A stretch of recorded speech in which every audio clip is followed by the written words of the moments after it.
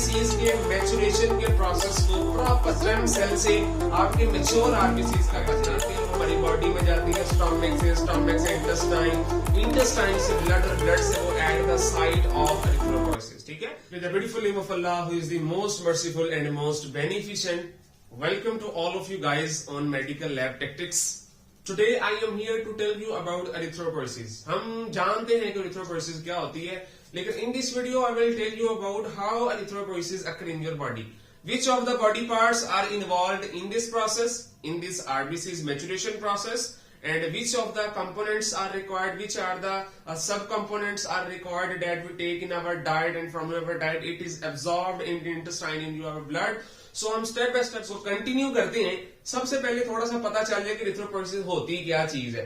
Erythropoiesis is actually the formation of erythrocytes. RBCs के maturation के process को proper from initiation start से stem cell से आपके मैच्योर आरबीसीज का बनना, this process is called erythropoiesis. ठीक है, इसको हेमाटोपोइसिस भी कहा जाता है।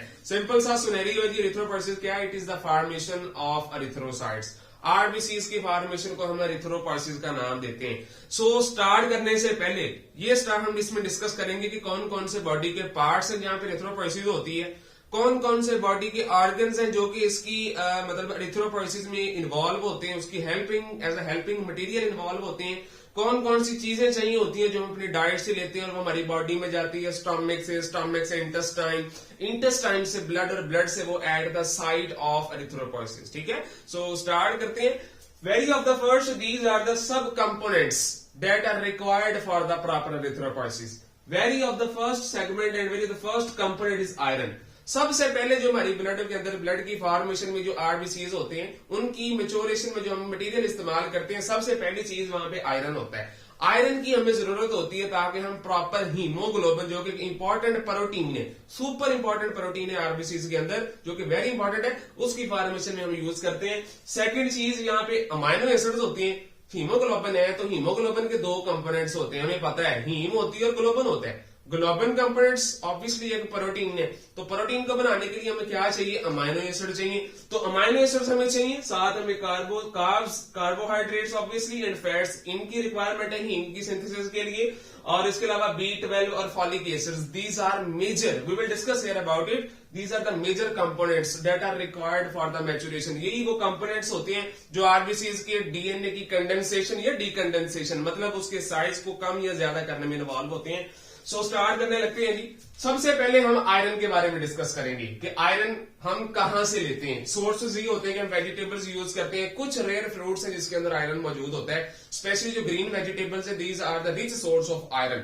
तो जो आयरन है हम उसको इंजेस्ट करते हैं, उनकी डाइजेशन होती है, डाइजेशन के बाद वो जो आयरन होती है, it is in the form of Fe3 positive, ये इस फॉर्म में होती है हमारे पास जो आपकी डाइट होती है। अब आपकी बॉडी में इसको एब्जॉर्ब करना है। अब एब्जॉर्प्शन सर कैसी होगी ये तो बता दे, तो मैं बेटा भैया आपको बताने जा रहा हूं कि जैसे स्टमक के बाद इंटेस्टाइन वाले पोर्शन में आपकी जो आयरन वाला पोर्शन आता है, आयरन वाला सेगमेंट आता है ड्यूडिनम रीजन के अंदर। इंटेस्टाइन के आगे भी 3 कंपोनेंट्स है ना, सब कंपोनेंट्स है, तो उनमें से पहला कंपोनेंट ड्यूडिनम होता है। तो ड्यूडिनम के अंदर आपकी इस आयरन की भाई सारी एब्जॉर्प्शन होनी है। तो आयरन की एब्जॉर्प्शन बताने जा रहा हूं, आयरन की एब्जॉर्प्शन होनी कैसे है। यहां पे ये जो आपके पास इंटीरियोसाइट्स है, स्मॉल इंटेस्टाइन की जो लेयर है, ठीक है, इसको एंटेरिक वॉल भी कहा जाता है, तो ये इंटीरियोसाइट से मिलकर बनती है। मैंने इन 2 लाइंस को, मतलब ये एक्चुअली ये बेटा ये आपके पास एक मेम्ब्रेन ही है, this is the central space, interstitial space between the membranes. तो इसको मैंने थोड़ा सा मैग्नीफाई करके आपके सामने यहां पे बना दिया। अब आपके पास जो आयरन होती है, ये आपको पता होना चाहिए कि आयरन क्या चीज है। It is a component that is required for the RBCs formation, specially for the hemoglobin formation. Heme की सिंथेसिस के लिए हमें ये चीज जरूरत होती है। सो ये जो आपके पास Fe3 पॉजिटिव आयन होता है, आपकी बॉडी में इतनी ताकत नहीं होती है, कोई ऐसा रिसेप्टर नहीं होता जो कि इसकी एब्जॉर्प्शन करवाए, तो इसको सबसे पहले Fe2 पॉजिटिव आयन में कन्वर्ट किया जाता है। यहां पे ऑब्वियसली एक्चुअली रिडक्शन होती है। तो मैं 3 प्रोटीन्स के बारे में आपको बताने लगा हूं। सबसे पहली protein heme transporter, second protein is duodenum cytochrome B, मैंने जिसको डी, सी और बी के साथ यहां पे मेंशन कर दी है। तीसरी जहां पे जो सेगमेंटेड प्रोटीन होगी उसको मैं कहूंगा डाईवेलेंट मेटल ट्रांसपोर्टर। इसका भी मैं नाम भी आपको डिस्क्राइब करता हूं।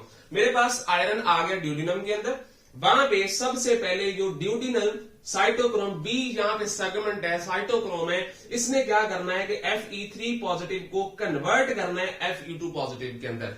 तो ऑब्वियसली हमें सर केमिस्ट्री भी आती है कि जब हम 3 पॉजिटिव को 2 पॉजिटिव में कन्वर्ट करते हैं, एक्चुअली वहां पे रिडक्शन का प्रोसेस हो रहा होता है। कौन सा प्रोसेस है जी? रिडक्शन का प्रोसेस होता है। तो आपसे पूछा जा सकता है कि जो आपके पास ड्यूडिनम साइटोक्रोम बी है वो आयरन की रिडक्शन कराती है या आयरन की ऑक्सीडेशन कराती है? तो बेटा ऑब्वियसली ये आयरन की रिडक्शन करवाती है। और डीसीबी ड्यूडिनम साइटोक्रोम बी उसको एक एब्जॉर्बेबल फॉर्म में कन्वर्ट करता है Fe2 पॉजिटिव आयन के अंदर। तो फर्दर आगे कन्वर्ट कर दिया जाता है, बल्कि ट्रांसफर करवा दिया जाता है। देखना अभी यहां मैं आपको चीज बताने लगा हूं, DMT1 divalent metal transporter. Metal iron obviously एक मेटल होता है, डाईवेलेंट, देखना उसमें 2 पॉजिटिव वैलेंसी शो हो रही है। तो डाईवेलेंट मींस 2 वैलेंसी, 2 वैलेंस, उसमें 2 पॉजिटिव चार्जेस है। ये एक मेटल नेचर्ड है। तो मेटल को, ऐसी मेटल जिसपे 2 पॉजिटिव चार्ज हो, डाईवेलेंट मेटल ट्रांसपोर्टर होता है, जो कि इसकी आगे क्या उसका नाम है कि एब्जॉर्प्शन करवाता है, उसकी पंपिंग करवाता है इनसाइड ऑफ द इंसाइड्स। अब इंटीरियोसाइट्स के अंदर आपकी बेटा जो आपकी आयरन है Fe पॉजिटिव 2 ये आ चुकी है। अब वहां पे एक प्रोटीन होती है उसको हम एपोफेरेटिन का नाम देते हैं। ये दोनों एक दूसरे के साथ मिलते हैं और फेरेटिन बन जाता है। नाम हमने सुना है फेरेटिन के बारे में, तो सर अभी आज में पता भी चल गया कि जो फेरेटिन होती है वो क्या चीज होती है। एक्चुअली जो फेरेटिन होती है it is a combination and a conjugation of iron with एपोफेरेटिन। तो उसके बाद आपके पास फेरेटिन बनता है। सर हमने एक और भी वर्ड सुना है आयरन के बारे में, एक तो फेरेटिन था, एक हीमोसिड्रिन भी सुना है, जिसमें हमने पढ़ा था कि वो टिश्यूज के अंदर या मसल्स के अंदर वो जो स्टोर होती है आयरन, वो हीमोसिड्रिन की फॉर्म में होती है। तो बताने लगा वो कैसी होती है। एक्चुअली जब फेरेटिन एक ये बना और आयरन एब्जॉर्ब हुए, 2 फेरेटिन बने, 3 बने, 4 बने, जब काफी ज्यादा फेरेटिन्स एक दूसरे के साथ मिलते हैं, ग्रुप ऑफ द फेरेटिन्स, तो उस ग्रुपिंग को, उस स्टोरेज फॉर्म को हम हीमोसिड्रिन का नाम दे देते हैं। ये कहां पे? इंटीरियोसाइट्स के अंदर। अभी ये ब्लड के अंदर नहीं गई, देखा ना फर्दर, दिस इज द इंटीरियोसाइट। मैं अभी इस चीज के बारे में डिस्कस कर रहा हूं जो मैंने एक्सपेंड किया आपके सामने। साथ समझे यहाँ पे आपके ऊपर ब्लड वेजल्स मौजूद है, कैपिलरीज मौजूद है, just like to that these are the capillaries. वहां पे भी चलते हैं। तो जो Fe पॉजिटिव 2 आयन था, इंटीरियोसाइट सिर्फ इसको पॉजिटिव 2 फॉर्म में ले सकता था, इस वजह से हमने 3 पॉजिटिव को 2 पॉजिटिव में कन्वर्ट किया। किसने किया?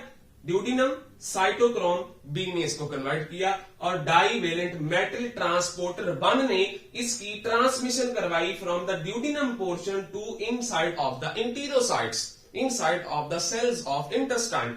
अब यहाँ पे Fe2 पॉजिटिव आयन है। अब यहाँ पे क्या होने लगा है? अब दूसरी साइड पे ये जो मैंने बेटा एक दरवाजा बनाया है, एक सेंटर बनाया, एक होल बनाया है, जहां से ये जो Fe पॉजिटिव 2 आयन यहां से गुजरेगा, इंटीरियोसाइट से बाहर निकलेगा, उस प्रोटीन का नाम, उस ट्रांसपोर्टर का नाम फेरोपोर्टिन होता है। समझ आइए फेरोपोर्टिन क्या चीज है? It is a door like structure, for example is a door like structure, it is a transport protein that involves in the transmission of Fe2 positive, या हम इसको फेरेटिन भी कह सकते हैं। फेरेटिन को वो कन्वर्ट या ट्रांसपोर्ट करवाता है इंटीरियोसाइट के अंदर से आरबीसीज के अंदर कन्वर्ट करवाने में ये इन्वॉल्व होता है। अब जैसे इसने Fe2 पॉजिटिव आयन को यहां से बाहर निकाला, यहाँ पे एक और प्रोटीन होती है जिसका नाम हेपेस्टिन होता है। ये हेपेस्टिन एक ऐसी प्रोटीन होती है, देख रहे हैं यहाँ पे हमने करवाई थी रिडक्शन। रिडक्शन क्या होता है? 3 पॉजिटिव को 2 पॉजिटिव में हमने कन्वर्ट करवा दिया। अब 2 पॉजिटिव को फर्दर दोबारा 3 पॉजिटिव में हमने रिकन्वर्ट करवाना है, तो वहां पे ऑब्वियसली क्या होगा मुझे बताने की, ऑक्सीडेशन होगी या रिडक्शन होगी? देखना यहाँ पे रिडक्शन की वजह से हुआ है, तो अब अगर हमने इसको दोबारा अपनी वापस फॉर्म में कन्वर्ट करना है, हम इसकी ऑक्सीडेशन करवाएंगे। तो हेपेस्टिन एक ऐसी यहाँ पे प्रोटीन है जो कि इस Fe2 पॉजिटिव आयन को Fe3 पॉजिटिव आयन में कन्वर्ट करेगी, और कन्वर्ट करवाने में ये जो प्रोसेस होता है, उस प्रोसेस को हम ऑक्सीडेशन का नाम देते हैं। क्या नाम है जी? ऑक्सीडेशन, जिसमें हम Fe2 पॉजिटिव आयन को Fe3 पॉजिटिव आयन के अंदर कन्वर्ट करवाते हैं। अब ये जो आपके पास आयरन थी यहाँ पे, तो एपोफेरेटिन के साथ जुड़ी थी, हमने इसको फेरेटिन का नाम दे दिया। तो कुछ तो फेरेटिन की फॉर्म में आपके ब्लड के अंदर जाएगी, कुछ फेरेटिन की फॉर्म में नहीं जाएगी, बल्कि सिंपल Fe2 पॉजिटिव यहां से जब बाहर निकलेगा तो वो Fe3 पॉजिटिव में ऑक्सीडाइज करवा दिया जाएगा हेपेस्टिन की मौजूदगी में। हेपेस्टिन ये काम करता है, ये ऑक्सीडेशन का काम सारा। अभी जो आपके पास आयरन होती है, ये एम नहीं जाके ब्लड सर्कुलेशन के अंदर फ्रीली मूव करती, वहां पे एक प्रोटीन होती है, याद आ गया उस प्रोटीन का नाम, उसका नाम ट्रांसफेरन होता है। हमने ऑब्वियसली आयरन प्रोफाइल जब पेशेंट्स की करवाते हैं तो हम उसमें ये ट्रांसफेरन का भी एक सब कंपोनेंट, सब पैरामीटर मिलता है। तो पता चला कि ये कौन सा पैरामीटर है, ये वो वाली प्रोटीन है जब आयरन एब्जॉर्ब होती है तो उस प्रोटीन को आयरन के साथ अपने साथ कंजुगेट करवा लेती है, तो ये कॉम्प्लेक्स बन जाता है ट्रांसफेरेंट आयरन कंजुगेट कॉम्प्लेक्स, ठीक है। सो ये जो आपके पास बाउंड आयरन है बेटा, ये आपके पूरे ब्लड के अंदर सर्कुलेट होगी, और ये देखे ना, ये आपकी ब्लड वेसल है, कैपिलरी होती है। ऑब्वियसली कैपिलरी भी 2-3 तरह की होती है, कंटिन्यूड होती है, फेनेस्ट्रेटेड होती है और साइनोसॉइडल होती है।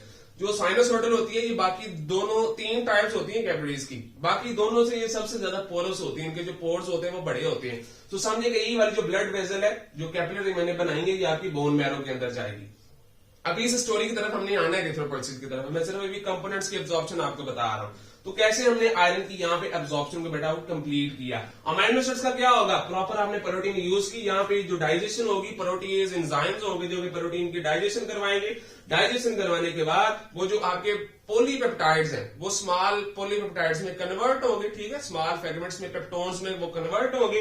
और यहाँ पे क्या चीज है, यहाँ पे ऑब्वियसली ये ड्यूडिनम है, तो बेटा यहाँ पे विलाई मौजूद होते हैं। उन विलाई के ऊपर माइक्रोविलाई होते हैं, उन माइक्रोविलाई के ऊपर ब्रश बॉर्डर एंजाइम्स होते हैं जो कि उन पेप्टोन्स को, जो कि हमने यहाँ से पॉलीपेप्टाइड से तोड़े हैं, प्रोटीएस ने तोड़े पेप्टोन्स में, पेप्टोन्स आगे तोड़ दिए जाएंगे, कन्वर्ट करवा दिए जाएंगे, डीग्रेड करवा दिए जाएंगे इनटू अमाइनो एसिड्स, और वही अमाइनो एसिड्स आपके इंटीरियोसाइट को क्रॉस करते हुए आपकी ब्लड सर्कुलेशन के अंदर आ जाएंगे।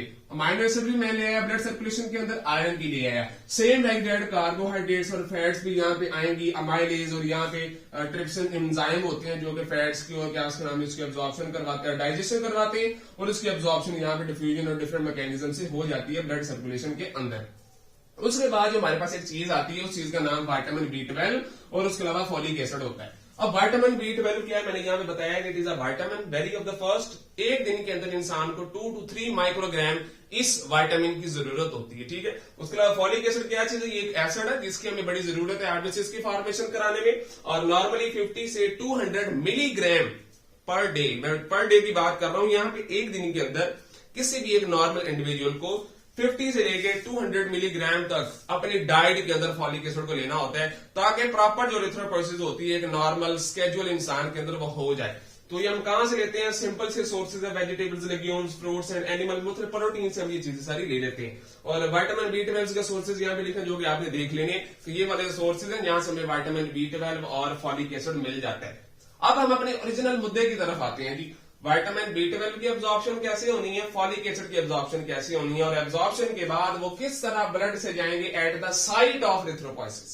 सो हम स्टार्ट करते हैं फॉलिक एसिड के बारे में। फॉलिक एसिड है क्या, एक्चुअली फॉलिक एसिड बेटा ये एक कंपोनेंट है जो कि आप आपकी बॉडी को चाहिए और ये आप डिफरेंट डाइट से लेते हैं। नॉर्मली पॉलीग्लूटामेट की फॉर्म में ये आपकी डाइट में मौजूद होता है। जैसे ये जो आपका फॉलिक एसिड है पुत्र, जैसे ये आपकी सलाइवा वाले पोर्शन से क्रॉस होकर नीचे आता है, तो ड्यूडिनम के अंदर और जीजन वाले पोर्शन के अंदर इसकी प्रॉपर डाइजेशन होती है, ब्रेकडाउन होती है, उसको पॉलीग्लूटामेट से मोनोग्लूटामेट के अंदर कन्वर्ट करवा दिया जाता है। और जब इसको मोनोग्लूटामेट के अंदर कन्वर्ट करवाया जाता है तो इलियम के ऊपर यहाँ पे क्या उसका नाम है जी, कोबिलमन, ये तो आपके विटामिन B12 की एब्जॉर्प्शन के लिए हम यूटिलाइज करवाएंगे, तो वहां पे इसकी प्रॉपर एब्जॉर्प्शन हो जाती है। और एब्जॉर्प्शन के दौरान उस मोनोग्लूटामेट को जो कि हमने पॉलीग्लूटामेट की फॉर्म में लिया था डाइट में, वो कन्वर्ट करवाया गया मोनोग्लूटामेट की फॉर्म में, और मोनोग्लूटामेट की जो फॉर्म है उसको अब्जॉर्ब करवाया जाता है और उसको कन्वर्ट करवाया जाता है 5 मिथाइल हाइड्रोफोलेट। और ये वाला जो कंपोनेंट है जो कि हमने कन्वर्ट करवाया फॉलिक एसिड को, फॉलिक एसिड किस फॉर्म में था, पॉलीग्लूटामेट की फॉर्म में था। सिंपल सी बात है, पॉलीग्लूटामेट की फॉर्म में था ये, हमने इसको मोनोग्लूटामेट की फॉर्म में कन्वर्ट करवाया। और जैसे ये घूमता घूमता इलियम वाले पोर्शन तक गया आपके इस इंटेस्टाइन के रीजन में, वहां पे इसकी एब्जॉर्प्शन करवाई गई। और एब्जॉर्प्शन से पहले हमने उस मोनोग्लूटामेट को फर्दर एक पार्ट के अंदर कन्वर्ट किया 5 मिथाइल हाइड्रोफोलेट के अंदर। और वो जो 5 मिथाइल हाइड्रोफोलेट था जो कि फॉलिक एसिड की एक फॉर्म में है ऑब्वियसली, तो वो प्रॉपर एब्जॉर्ब करवा दिया जाता है आपकी सर्कुलेशन के अंदर। समझिए कि ये डिफरेंट ट्रांसपोर्टर की जो सर्कल्स होते हैं यहाँ से क्रॉस होता है, हम इसकी प्रॉपर नहीं पढ़ेंगे कि किस तरह यहाँ से आयरन की बहुत इंपॉर्टेंट होती है कि वो किस तरह एब्जॉर्ब होता है, बिकॉज यहाँ पे कॉम्प्लेक्स प्रोटीन्स होती हैं काफी ज्यादा, तो इस वजह से इसको डिस्कस करना जरूरी था। उसके बाद हम विटामिन B12 की बात कर लें, ये भी इंपॉर्टेंट है। विटामिन B12 है कि ये एक विटामिन की टाइप है जी। तो विटामिन B12 हम फूड से लेते हैं, डिफरेंट डाइट से लेते हैं, जैसे वो आपकी बॉडी में आती है, बात को समझना है। विटामिन B12 आ गया आपके स्टमक के अंदर। अब स्टमक के अंदर जो आपको पता है कि एसिडिटी होती है, pH लेस होती है, 7.2 pH होती है तकरीबन वहां पे, तो एसिडिटी बहुत ज्यादा है, वहां पे विटामिन जो है वो डीनेचर भी हो सकता है। डीनेचर का मतलब डिस्टर्ब भी हो सकता है। तो उस डिस्टर्बेंस को रोकने के लिए हम वहां पे हेप्टोकोरन एक प्रोटीन होती है, उसको इसके साथ इसका मतलब उसका कॉम्प्लेक्स बन जाता है लो पीएच की मौजूदगी में। सो उस कॉम्प्लेक्स को आप हेप्टोकोरन B12 कॉम्प्लेक्स का नाम देते हैं। और जैसे वो जो हेप्टोकोरन B12 बेटा आपकी स्मॉल इंटेस्टाइन के पास जाता है ड्यूडिनम वाले रीजन में, तो वहां पे आपको पता है डिफरेंट एंजाइम्स आते हैं, पेनक्रियाज होता है, डिफरेंट बॉडी के पार्ट्स ऑर्गन्स हैं, लिवर इन्वॉल्व होता है जो कि वहां पे एंजाइम्स वगैरह भेजते हैं, बाइल भेजते हैं। तो उन एंजाइम्स में से एक एंजाइम है जिसका नाम प्रोटीज होता है। वो प्रोटीज एंजाइम क्या करता है, और हेप्टोकोरन और विटामिन B12 का जो मैंने स्टोमक में कॉम्प्लेक्स बनाया था ताकि विटामिन B12 बेटा डीनेचर ना हो जाए, खराब ना हो जाए, तो उसकी ब्रेकिंग करवाई जाती है। और ब्रेकिंग करवाने के बाद वो जो विटामिन B12 था जो हेप्टोकोरन के साथ जुड़ा था, जो हेप्टोकोरन वाला रीजन है बेटा वो सेपरेट हो जाएगा, और जो B12 वाला जो पोर्शन होगा बेटा वो बिल्कुल और सेपरेट हो जाएगा। जो विटामिन B12 है इस रीजन के अंदर वहां पे एक फैक्टर होता है, उसको आप इंट्रिंसिक फैक्टर का नाम देते हैं। अब इंट्रिंसिक फैक्टर क्या है, एक्चुअली कुदरत ने बेटा जो इंट्रिंसिक फैक्टर है इस वजह से बनाया है कि जैसे ही जो विटामिन B12 है वो जो हेप्टोकोरन के साथ जुड़ा था, जब उसकी प्रोटीज ने डाइजेशन करवा दी, उस कॉम्प्लेक्स की ब्रेकिंग करवा दी, तो वो विटामिन B12 इंट्रिंसिक फैक्टर के साथ जुड़ता है, और जुड़ने के बाद विटामिन B12 और इंट्रिंसिक फैक्टर का कॉम्प्लेक्स बन जाता है। उस कॉम्प्लेक्स को एक्चुअली आप इंट्रिंसिक फैक्टर B12 कॉम्प्लेक्स का नाम देते हैं। और यही वो कॉम्प्लेक्स होता है जो कि उस इंटीरियर साइड क्या उसका नाम, उस वॉल के ऊपर एक रिसेप्टर मौजूद होता है। इसको मैंने थोड़ा सा एक्सपेंड करके आपको यहाँ पे दिखा दिया कि जो IF इंट्रिंसिक फैक्टर B12 ये जो कॉम्प्लेक्स है, ये आपकी उस इंटीरियर वॉल के ऊपर बिल्ला इसके राउंड बाउंड वहां पे एक रिसेप्टर होता है, उसको ट्यूबुलिन का नाम दिया जाता है। ट्यूबुलिन क्या करता है, इंट्रिंसिक फैक्टर को अपने साथ जोड़ता है, और जोड़ने के बाद इसको इंटीरियर साइड के अंदर बेटा डिफ्यूज या पंप या बूस्ट करवा देता है। जैसे ही वो इंटीरियर साइड के अंदर जाता है, इंटीरियर साइड से फर्दर वो आगे डिफरेंट प्रोसेस डिफ्यूजन से, एक्टिव ट्रांसपोर्ट मैकेनिज्म से, ATPs को यूज करते हुए वो जो सारा सेगमेंट है IF और B12 वो आपकी सर्कुलेशन के अंदर चला जाता है। सर्कुलेशन में जैसे जाता है, जो आपका इनिशिएशन फैक्टर था जो कि स्मॉल इंटेस्टाइन में इसका जुड़ा था यहाँ पे, वो ब्लड के अंदर जाके उसे डीअटैच हो जाता है, और जो विटामिन B12 है वो वहां पे फ्रीली फॉर्म या फ्रीली वहां पे रनिंग नहीं करता ब्लड सर्कुलेशन के अंदर। वहां पे एक और प्रोटीन होती है, उस प्रोटीन का नाम ट्रांसकोबैलमिन होता है। ट्रांसकोबैलमिन बेटा वो प्रोटीन होती है जो कि विटामिन B12, कौन सा विटामिन B12 जो कि अभी पीछे इंटीरियर साइड से आया है, जो कि कोबैलमिन ने पीछे से उसको पकड़ा है और उसको पंप करवा दिया ब्लड सर्कुलेशन के अंदर, तो वहां पे एक प्रोटीन है ट्रांसकोबैलमिन, वो इसके साथ जाके अटैच करवाता है विटामिन B12 को, और विटामिन B12 किसके साथ जुड़ जाता है, कॉन्जुगेट हो जाता है ट्रांसकोबैलमिन के साथ। तो ये कुछ फैक्टर थे जिनकी मैंने अभी आपको एब्जॉर्प्शन बताई कि एब्जॉर्प्शन कैसे होती है। अब ये आपकी कैपिलरी है जी। कैपिलरी क्या होती है, ब्लड वेसल की भी किस्में होती है ना, आर्टरी होती है, वेन होती है, कैपिलरी होती है। ऑब्वियसली कैपिलरी की बेटा आगे किस्में होती हैं, एक लेस परमिएबल होती है, थोड़ी सी मोर परमिएबल होती है, मोर परमिएबल होती है। तो सबसे ज्यादा जो परमिएबल होती है, जिनमें पोर्स की जो साइज है, जिनका डायमीटर पोर्स का सबसे ज्यादा होता है, उनको आप साइनोसॉइडल कैपिलरीज कहते हैं। और बेटा ये वो कैपिलरीज होती हैं जो कि स्मॉल इंटेस्टाइन के अराउंड बाउंड बेटा एक मेश बनाया होता है ताकि प्रॉपर फूड से न्यूट्रिएंट्स को एब्जॉर्ब कर लिया जाए। देखना जितना बड़ा होल होगा उतना जल्दी चीजें वहां से क्रॉस करेंगी, परमिएबल होंगी। सो this is very simple about the sinusoidal कि मैंने देखना किस तरह आपकी फूड को ब्रेक करवा के इन सारे फ्रेगमेंट्स को, इन सारे कंपोनेंट्स को एब्जॉर्ब करवाया आपकी ब्लड सर्कुलेशन के अंदर।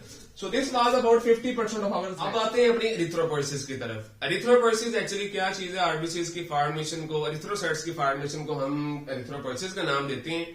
तो सबसे पहले तो हम उन साइट्स को देख लेंगे कहां पे एरिथ्रोपोइसिस होती है। बेटा जब डेवलपमेंट स्टेज होती है ना फीटस के अंदर, फीटस की बल्कि फीटस से पहले की जो स्टेजेस होती हैं, तो वहां पे जब आरबीसीज की फॉर्मेशन यॉर्क रीजन के अंदर होती है। फिर with the passage of time वो जो यॉर्क और वो जो एग है बेटा वो डेवलप होता है। डेवलप होने के बाद Aahista Aahista with the passage of time during gestation period body की ऑर्गन्स जो फीटस है उसके डेवलप होना स्टार्ट होती है। फिर यॉर्क रीजन से वो जो आरबीसीज की एरिथ्रोपोइसिस का जो प्रोसेस है बेटा वो ट्रांसफर होता है लिवर के अंदर और स्प्लीन के अंदर। ठीक है, ये दो ऑर्गन्स हैं जो कि आरबीसीज की फॉर्मेशन करवाते हैं यॉर्क के बाद।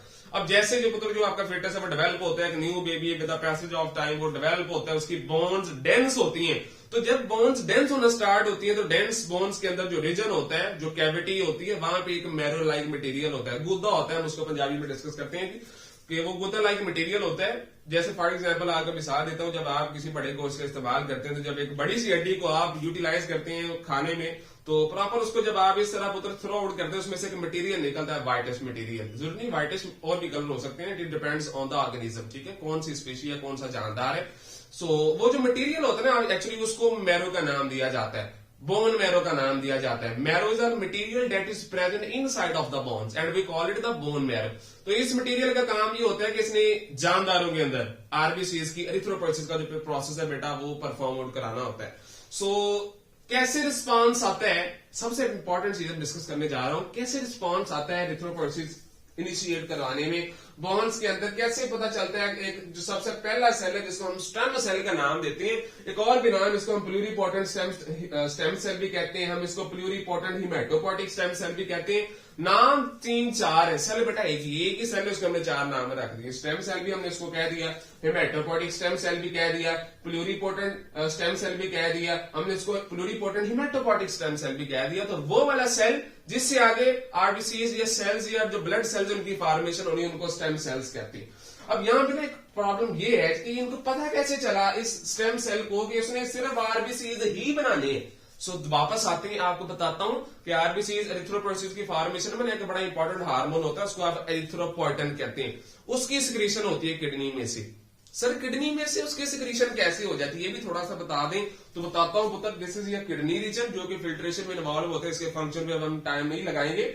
इसका एक सबसे छोटा जो माइनर फंक्शनल यूनिट होता है उसको नेफ्रॉन कहा जाता है। नेफ्रॉन के ये कंपोनेंट्स है। तो कंपोनेंट्स में जो प्रोक्सिमल कॉन्वोल्यूटेड ट्यूब्यूल होती है, फॉर एग्जांपल इसको मैंने थोड़ा सा एक्सपैंड करके आपके सामने इसकी जो लेयर है, जो बॉल होती है ट्यूब्यूल की, उसको मैंने आपके सामने बना दिया। उस लेयर पे ऊपर ये क्या इसका नाम है किडनी है। तो वहां पे जो सेल है, किडनी ऑब्वियसली सेल से मिलकर बनती है, तो सेल के अंदर भी बड़ा जेनेटिक मेकअप होता है, प्रॉपर डीएनए होता है। अब वहां पे कैसे पता चलता है, एक्चुअली यही वाला रीजन होता है जिसने ईपीओ बनाना होता है, एरिथ्रोपोइटिन बनाना होता है। अब उसके अंदर ये जो जीन वाला रीजन होता है इसको ईपीओ का नाम दिया जाता है। एक्चुअली उसके अंदर ना एक फैक्टर होता है उसको आप HIF का नाम देते हैं, ठीक है। ये HIF क्या चीज है, जब भी आपकी ब्लड सर्कुलेशन के अंदर जब आपका ब्लड आता है फिल्ट्रेशन के लिए, जब उसमें ऑक्सीजन की कंसंट्रेशन कम होती है, एक्चुअली इस सेल के अंदर ये वाला एक फ्रेगमेंट है जिसको ऑक्सीजन चाहिए होती है ताकि प्रॉपर से वो ऑक्सीजन को यूटिलाइज करे। और जब इसको ऑक्सीजन नहीं मिलती तो वो क्या करता है कि ये जो इसने HIF फैक्टर को पकड़ा हुआ है, ये जो फैक्टर बेटा इसने पकड़ा हुआ है ये इसमें से छोड़ देगा। जब ये जो HIF फैक्टर बेटा यहां से छूट जाएगा तो ये जो HI फैक्टर जाके इस जीन की मतलब उस किडनी के जो पार्ट है, उस जो सेल है उसके अंदर जो जेनेटिक मेकअप है, छोटा सा जीन है। जीन क्या है, डीएनए का क्या उसका नाम है जी, जो न्यूक्लियोटाइड्स का एक मतलब सीक्वेंस होता है। तो उस न्यूक्लियोटाइड के सीक्वेंस के हम उसको कन्वर्ट करवाएंगे डीएनए से आरएनए के अंदर। कौन करवाता है, ये जो HIF वाला फैक्टर है ये करवाता है। कब होता है एक्टिवेट, जब आपकी ब्लड सर्कुलेशन में ऑक्सीजन की डेफिशिएंसी होती है, जब ब्लड सर्कुलेशन के अंदर बेटा हाइपोक्सिया कंडीशन आती है। कौन सी कंडीशन थी, हाइपोक्सिया कंडीशन। ये मीन्स क्या उसका नाम है जी, कंडीशन है जब ऑक्सीजन की डेफिशिएंसी होती है तो ये जो एरिथ्रोपोइटिन इन्वॉल्व होता है और आरबीसीज की फॉर्मेशन होती है ताकि ज्यादा से ज्यादा आरबीसीज बने और ज्यादा से ज्यादा जो ऑक्सीजन की डेफिशिएंसी स्टार्ट होने लगी है उसको कंप्रोमाइज किया जा सके। वापस आते हैं पॉइंट की तरफ। जैसे यहाँ पे ऑक्सीजन की डेफिशिएंसी हुई है, जो बाइंडिंग कैपेसिटी थी इस फैक्टर की, इस क्या उसका नाम है बाइंडर की HIF के साथ, ये HIF एक प्रोटीन का नाम है जो कि क्या करती है, इस डीएनए की ट्रांसक्रिप्शन करवाती है मैसेंजर आरएनए। ट्रांसक्रिप्शन और ट्रांसलेशन ये दो प्रोसेस होते हैं, जैसे डीएनए से प्रोटीन और प्रोटीन से डीएनए से आरएनए और आरएनए से प्रोटीन बनती है। ये सेंट्रल डोग्मा, ये प्रॉपर इसका प्रोसेस होता है। सो ये जो HIF क्या करेगी, इस जीन को डबल स्ट्रैंडेड डीएनए को मैसेंजर आरएनए में कन्वर्ट करवाएगी। न्यूक्लियस के अंदर हो रहा होता है प्रोसेस, अंदर होता है, बाहर नहीं होता। जैसे मैसेंजर आरएनए बनता है वो न्यूक्लियस से बाहर आ जाता है और कहां पे आता है, साइटोप्लाज्म में। साइटोप्लाज्म में वो प्रोटीन बनाने वाली फैक्ट्री आई याद, क्या नाम था उसका, राइबोसोम्स थे वो। तो वो राइबोसोम्स क्या करेंगे, उस मैसेंजर आरएनए को बेटा प्रॉपर रीड आउट करेंगे और वहां पे ट्रांसफर आरएनए सेल के अंदर होगा जो कि अमाइनो एसिड्स को लेके आएगा और वो जो आपका राइबोसोम है वो मैसेंजर आरएनए को कन्वर्ट करवा देगा प्रोटीन के अंदर। जब प्रोटीन बनती है तो उस प्रोटीन को जो कि HIF की एक्टिवेशन की वजह से बनी है वो प्रोटीन एरिथ्रोपोइटिन प्रोटीन होती है और इसको आप हार्मोन का नाम देते हैं।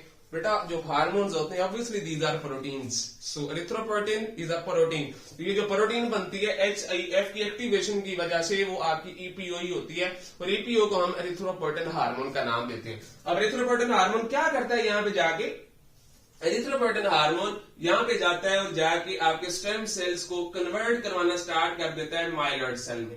और जो लिम्फोइड सेल है ये बाद की स्टोरी के लिम्फोइड जो है वो स्टेम सेल्स वो कैसे बनते हैं, इसको थोड़ा सा ये जो कैसे बने मैंने यहाँ आपके सामने एक्सप्लेन आउट कर दिया।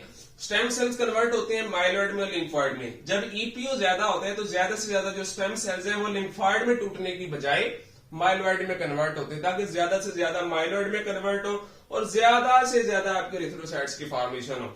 तो जो आपके माइलॉइड सेल्स होते हैं generally these are converted and subdivided into 3 units. CFU का मतलब होता है कॉलोनी फॉर्मिंग यूनिट्स, मतलब सेल की बात कर रहे हैं। तो कॉलोनी फॉर्मिंग यूनिट एम मतलब मेगाकैरियोसाइट, और वही जो मेगाकैरियोसाइट जो कॉलोनी फॉर्मिंग यूनिट्स है वो कन्वर्ट होते हैं प्लेटलेट्स के अंदर। कहां से बन रहे हैं? माइलॉइड सेल से बन रहे हैं। हम सीएफयू बी की बात करते हैं। CFU colony forming unit blast cells, erythroblast, और एरिथ्रोब्लास्ट आगे कन्वर्ट होता है एरिथ्रोसाइट के अंदर, क्योंकि अभी हमने डिस्कस करना है यहाँ पे। हम लिम्फोइड्स की बात, सॉरी इसका जो तीसरा फ्रेगमेंट है सीएफयू जीएम, जी means granulocyte, M mean monocyte, मतलब ऐसा कॉलोनी फार्मिंग यूनिट जिससे ग्रेन्युलोसाइट भी बनने और मोनोसाइट भी बनने। अब ग्रेन्युलोसाइट्स को तो हमें पता है कि 3 होते हैं, न्यूट्रोफिल, इओसिनोफिल एंड बेसोफिल, और जो मोनोसाइट्स है बेटा ऑब्वियसली वो भी आपके पास एक ग्रेन्युलोसाइट होता है, इस वजह से हमने इसको ग्रेन्युलोसाइट में इन्वॉल्व नहीं किया। जो आपके लिम्फोइड होते हैं सिंपल सा प्रोसेस है बेटा, ये बड़ा इसमें प्रोसेस होते हैं, साइकिल तो नहीं, स्टेप्स होती हैं, विद एंजाइम्स आते हैं, इसकी कन्वर्जन करवाती हैं बी लिम्फोसाइट्स के अंदर और टी लिम्फोसाइट्स के अंदर, जो कि आपकी इम्यूनिटी के अंदर आपको हेल्प आउट करते हैं। ठीक है, सो अभी हम डिस्कस करने जा रहे हैं कि ये जो आपका सीएफयू ब्लास्ट सेल था, एरिथ्रोब्लास्ट, ये कैसे एरिथ्रोसाइट के अंदर कन्वर्ट हो गया। सिंपल सा सिनेरियो है, दोबारा थोड़ा मैं रेनोवेट करने लगा हूं। ये जो सारी चीजें थी मैं बेटा आपके अभी ब्लड सर्कुलेशन के अंदर लेके आया हूं। ठीक है, ब्लड सर्कुलेशन के अंदर मैं लेकर आ गया। अब जैसे ब्लड सर्कुलेशन में वो आती है, वो जो सर्कुलेशन है बेटा जब बोन मैरो के पास जाती है, तो वो जो सारा मटेरियल होता है वो बोन मैरो तक पहुंच जाता है। अब जब वहां पहुंच गया, सबसे पहले जो माइलॉइड सेल बना था स्टेम सेल से, प्लूरिपोटेंट स्टेम सेल से, हिमेटोपोटिक स्टेम सेल से, बाद एक ही सेल बेटा एक ही नाम ही उधर 4 सेल जरा एक ही है। ठीक है, सो ये कैसे होगा? माइलॉइड स्टेम सेल आगे कन्वर्ट होगा प्रोएरिथ्रोब्लास्ट के अंदर। ठीक है, तो बेटा ये देखना न्यूक्लिक मटेरियल, हमें पता है कि आरबीसी के अंदर बेटा न्यूक्लियस नहीं होता, तो बेटा वो मैं निकाल दूंगा, परेशान नहीं होने की जरूरत। सबसे पहले जो स्टेम सेल होता है उसमें न्यूक्लियस मौजूद होता है। अब वो जो आपके पास अब ये जो सेल कन्वर्ट हुआ है, ये जो माइलॉइड सेल बेटा बन गया था, अब स्टोरी को समझना, यहाँ से तकरीबन टॉपिक हमारा वाइंड अप होने जा रहा है। जैसे ही वहां की ईपीओ आना स्टार्ट हुआ, ईपीओ क्या चीज है? It is a message for the deficiency of RBCs, for the deficiency of RBCs. हम यहाँ पे ऑक्सीजन की डेफिशिएंसी को आरबीसी की डेफिशिएंसी कहते हैं, बिकॉज आरबीसी ही तो वो सेल होता है बेटा जो आपकी बॉडी में ऑक्सीजन को पहुंचाता है। जब आपकी बॉडी को ऑक्सीजन घट मिलनी है तो बॉडी क्या समझेगी, ये वाला जो आपके पास किडनी नेफ्रॉन क्या समझेगा, अगर ऑक्सीजन कम आ रही है इट्स मीन आरबीसी की कमी है। जब आरबीसी की कमी है तो वो वाला ये जो फैक्टर बेटा एक्टिवेट होगा, ये एरिथ्रोपोएटिन बनेगा। वो एरिथ्रोपोएटिन डायरेक्टली जाके क्या उसका नाम है अटैक करता है, उसको मैसेज देता है माइलॉइड सेल्स को कि प्लीज कंटिन्यू टू डिवाइड, ज्यादा से ज्यादा आरबीसीज बनाएं ताकि जो आरबीसीज की डेफिशिएंसी है बेटा वो कंपनसेट हो जाए। तो अब क्या होता है, ये जो आपका ईपीओ होता है it gets move to the myeloid और माइलॉइड को कन्वर्ट करवाता है प्रोएरिथ्रोब्लास्ट के अंदर। अब प्रोएरिथ्रोब्लास्ट क्या होता है? It is the very first stage of erythropoiesis. ठीक है, सबसे पहला ये प्रो सेल होता है जिससे आगे अभी से एरिथ्रोब्लास्ट बनाना है। प्रो का मतलब होता है बिफोर, एरिथ्रोब्लास्ट अभी बनाते हैं। अब क्या होता है, यहाँ पे सेल है बेटा, सेल ने अपने आप को डिवाइड करना है, इसके अंदर डिफरेंट चीजें होती हैं, ऑर्गेनेलीज होती हैं, डिफरेंट मटेरियल्स होते हैं, आरएनए होते हैं। तो जितना भी ये मटेरियल है बेटा वो रेप्लिकेट होता है, जैसे जो मैसेंजर आरएनए, जो राइबोसोमल आरएनए, ट्रांसफर आरएनए बेटा वो काफी ज्यादा डिवाइड करता है और कन्वर्ट हो जाता है बेसोफिलिक एरिथ्रोब्लास्ट में। सर इसको हमने बेसोफिलिक क्यों कहा? अब चीज को समझ रहे हैं आप लोगों ने। और बेटा जैसे यहाँ पे messenger RNA, transfer RNA, ribosomal RNA और कुछ ऐसी ऑर्गेनेलीज जो कि सेल को बेसिक मतलब बेस पीएच प्रोवाइड करती हैं, बेसिक एक क्या उसका नाम है कि एनवायरनमेंट दे देती हैं, तो इस वजह से हम इसको कहते हैं बेसोफिलिक। वहां की जो पीएच होती है वो थोड़ी सी बेसिक हो जाती है, इस वजह से हम इसको बेसोफिलिक एरिथ्रोब्लास्ट, एरिथ्रोसाइट नहीं कह सकते, ब्लास्ट मतलब इमेच्योर है। एरिथ्रोसाइट तब कहना है जब प्रॉपर बेटा उसमें आरबीसी इसके अंदर न्यूक्लियस मौजूद नहीं है।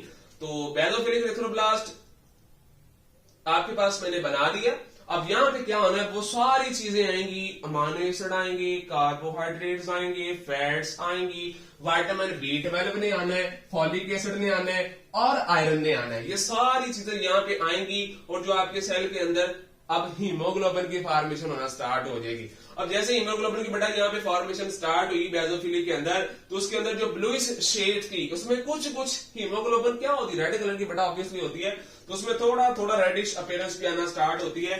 देखना यहाँ पे एक ब्लू कलर है और एक रेड कलर है, तो इस वजह से हम इसको क्या दिया, पॉलीक्रोमेटिक एरिथ्रोब्लास्ट। एरिथ्रोब्लास्ट नहीं एरिथ्रोब्लास्ट है। ठीक है, सो एरिथ्रोब्लास्ट आगे फर्दर कन्वर्ट होगा। अब यहाँ पे एक काम होना है, अब ये जो पहली 4 चीजें ये तो इस स्टेप में इन्वॉल्व होती है बेसोफिलिक से आपके पॉलीक्रोमैटिक में कन्वर्जन के लिए। अब आती है विटामिन B12 और फॉलिक एसिड। ये बड़ा इंपॉर्टेंट पॉइंट है कि विटामिन B12 और फॉलिक एसिड का सर हमें काम बताएं। बेटा जब आपका डीएनए ये जो एरिथ्रोब्लास्ट था जब ये डेवलप और मेच्योर होने की स्टेजेस की तरफ जाता है ना, तो जो डीएनए होता है पहले वो डीकंडेंस फॉर्म में, मतलब काफी बिखरा होता है, कॉम्पैक्ट स्टेज में होता है, उसको कंडेंस फॉर्म में लाया जाता है। ऐसे क्या उसका नाम है खिलरा होता है, उसको कंडेंस करने के लिए ये दो फ्रेगमेंट क्या उसका नाम है पार्ट्स कंपोनेंट्स इन्वॉल्व होते हैं। अगर ये आएंगे तो डीएनए प्रॉपर बेटा कंडेंस होगा तो बड़ा आरबीसी था बेटा, उसकी जो शेप होती है with the passage of time obviously कम होती है। ग्राफ में मैं आपको एक्सप्लेन करता हूं। तो जब कंडेंसेशन होती है तो आरबीसी का बेटा जो साइज है वो छोटा होना स्टार्ट होता है। जब हमारे पास विटामिन B12 नहीं आता, फॉलिक एसिड नहीं आता, डेफिशिएंसी हो जाती है, तो वो जो कंडेंसेशन है बेटा वो नहीं हो पाती, वो वैसे का वैसा डीएनए रहता है, जिस वजह से जो आरबीसी का जो साइज बनता है मैच्योरेशन के बाद वो बड़ा होता है, जिस वजह से हम उसको क्या कहते हैं megaloblastic anaemia. Deficiency of vitamin B12 and folic acid cause megaloblastic मतलब highly sized cell deficiency anaemia. So this is simple. तो जो पॉलीक्रोमैटिक होगा यहाँ पे एक्टिवेशन होगी, B12 और फॉलिक एसिड अपना काम दिखाएंगे, अपना जोर दिखाएंगे और कन्वर्ट करवाएंगे ऑर्थोब्लास्ट के अंदर।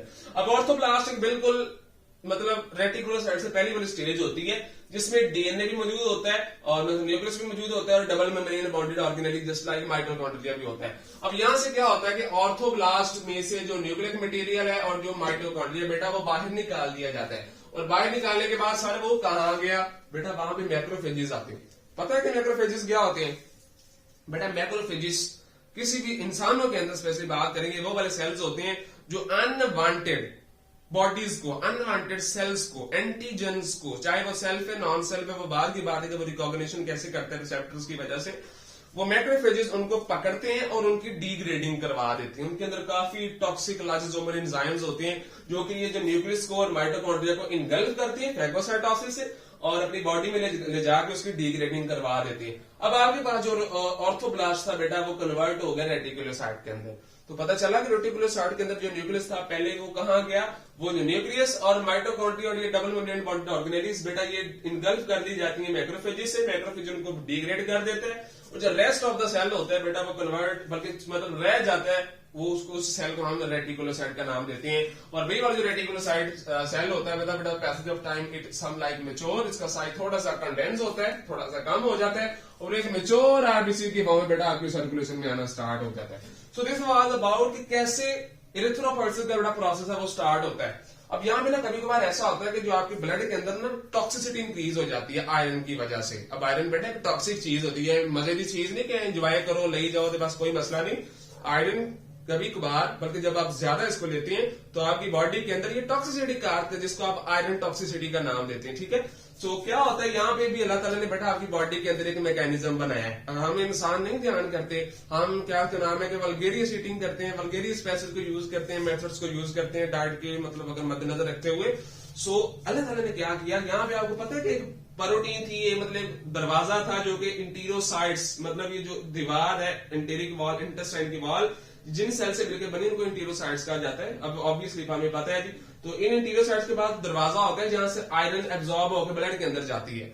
सो जब आपकी ब्लड के अंदर बहुत ज्यादा आयरन हो गई, आपने बहुत आयरन रिच फूड ले लिए एक हद से ज्यादा, तो क्या होगा आपकी हिपैटोसाइट्स क्या होते हैं लिवर को हिपैटिक ऑर्गन है, liver is an hepatic organ, तो इनके जो सेल्स होते हैं उनको हिपैटोसाइट्स कहते हैं। तो हिपैटोसाइट्स के अंदर एक डीएनए एक स्पेसिफिक सेगमेंट होता है, जैसे आयरन की बेटा ज्यादती होती है ब्लड के अंदर तो वो जो सेगमेंट होता है उसकी ट्रांसक्रिप्शन और ट्रांसलेशन के बाद एक प्रोटीन बनती है, उसको हेप्सिडन प्रोटीन का नाम देते हैं। और ये हेप्सिडन प्रोटीन का मैंने यहाँ पे आपको नाम भी नोट करवा दिया है कि it regulate the iron absorption intestine.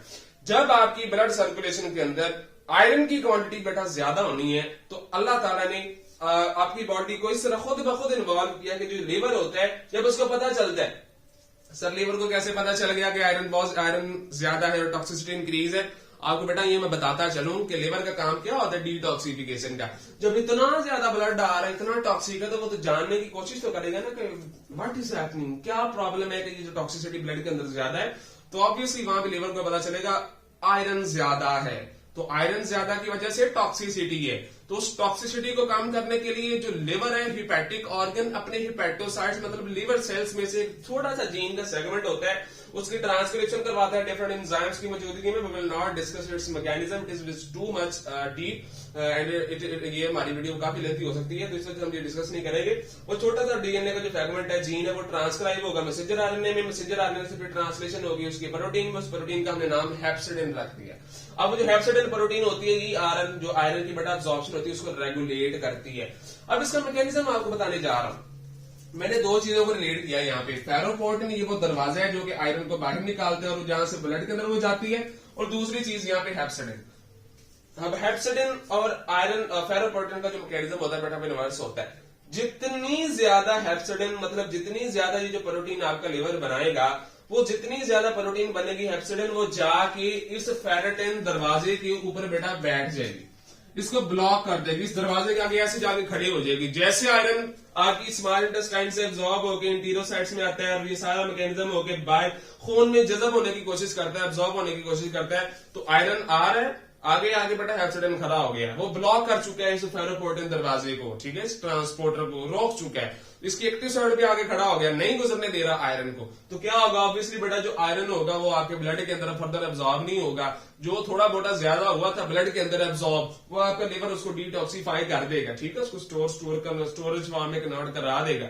लेकिन फर्दर ना एब्जॉर्ब हो उसके लिए जो बेटा अल्लाह ताला ने आपकी इस ऑर्गन को इतना इवॉल्व किया है कि वो खुद ब खुद सेंस करने के बाद हेप्सिडिन की फॉर्मेशन कराता है और हेप्सिडिन जाके एज अ ब्लॉकिंग एजेंट काम करता है फेरोपोर्टिन पे। और फेरोपोर्टिन क्या करती है, वो वहां पे बिल्कुल रेस्ट स्टेज में होती है, मतलब उसकी एफिशिएंसी कम हो जाती है कि ना, जितना ज्यादा हेप्सिडिन यहाँ पे कन्वर्ट हो रहा है उतनी ज्यादा जो उसकी फेरोपोर्टिन की एक्टिविटी बड़ा वो काम हो रही है। क्या इसकी एक्टिविटी क्या थी कि आयरन ज्यादा से ज्यादा गुजरे, जितना ज्यादा हेप्सिडिन आया वो जाके उस पर खड़ा हो गया। अब इसको इसका काम था आयरन को गुजारने का, वो आयरन गुजार नहीं रहा, उसकी एफिशिएंसी कम हो चुकी है, मतलब दीज आर वर्किंग एंटागोनिस्टिक, ये बढ़ रहा है ये कम हो रही है इसकी एफिशिएंसी। अगर ये कम हो जाएगा ऑब्वियसली जब आयरन की कमी होगी तो इसकी आपकी क्या उसका नाम है लिवर इसकी फॉर्मेशन कम से कम करवाएगा।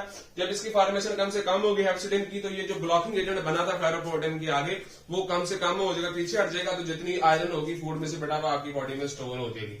बेटा सो दिस वाज अबाउट इरिथ्रोपोइसिस कि किस तरह इरिथ्रोपोइसिस का प्रोसेस इंसानों के अंदर होता है, ये हमने डिस्कस किया। इरिथ्रोपोइसिस क्या होती है, आरबीसीज की मैच्योरेशन, हम ये भी डिस्कस करेंगे नेक्स्ट वीडियो में कि कैसे जो आरबीसीज अभी बनाए हमने, तो एक सेल्फ लाइफ गुजारने के बाद 120 डेज 120 डेज तक उसकी जब डिस्ट्रक्शन होती है वो कैसे होती है, कौन कौन से ऑर्गन होते हैं, स्प्लीन होती है, वो हम डिस्कस करेंगे नेक्स्ट वीडियो में। सो दिस वाज अबाउट इरिथ्रोपोइसिस कि कैसे बोन मैरो के अंदर ये जो इरिथ्रोपोइसिस का बेटा जो प्रोसेस है ये फैसिलिटेट होता है, कौन कौन से सेगमेंट्स हैं, कौन कौन से कंपोनेंट्स हैं जो कि इसकी मतलब फॉर्मेशन में इन्वॉल्व होते हैं। सो दिस इज वेरी सिंपल, अगर इसको आप स्टोरी की फॉर्म में लेके चलेंगे तो ये आपके लिए समझने के लिए काफी आसान होगा।